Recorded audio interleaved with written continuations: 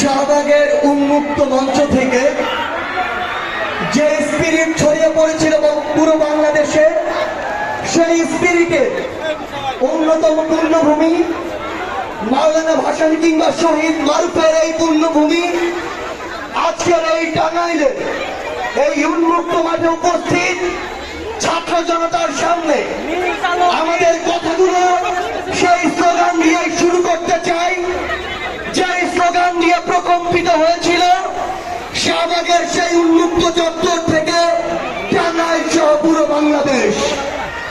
আমাদের সবাইকে একসাথে গলা মেলাতে হবে।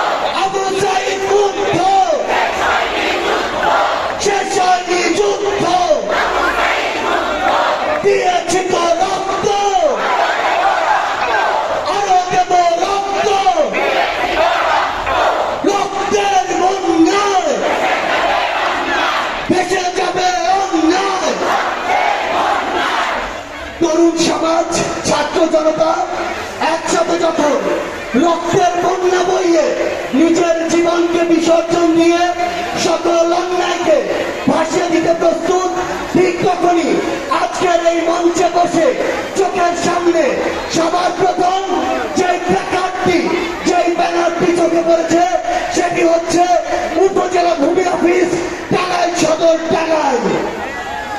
এখন আসুন আপনারা বলুন তো, এই উপজেলা ভূমি অফিসে সকল কাজ কি ন্যায্যতার ভিত্তিতে টাকা ছাড়া হয়?